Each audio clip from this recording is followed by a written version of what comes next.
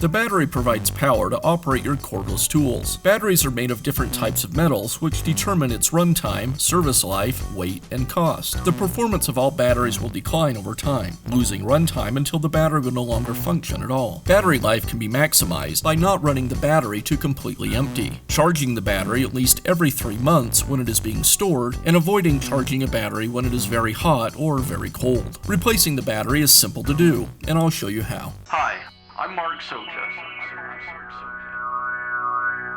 Do-it-yourself repairs like these are easier than you might think. From lawn machines to cordless drills, kitchen mixers, Outdoor grills. our how-to videos walk you through each repair from start to finish.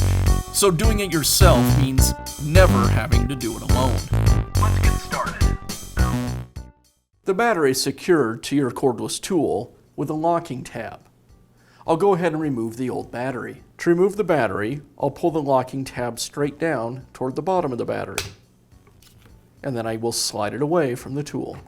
For best results, make sure you charge the battery before using the tool. A brand new battery will need to be charged before use. Once the battery is finished charging, it's ready to be used on the tool. I'll remove the charger, and now I can install the battery onto my cordless power tool. To install the battery, I'll align the slide rails on the battery with the receiver on the tool. I'll slide it in place until it locks. And now the tool is ready for use. And that's all it takes to install a new battery on your cordless power tool. Be sure to check back often for new videos and expert advice. If you found this video helpful, give us a thumbs up And leave a comment.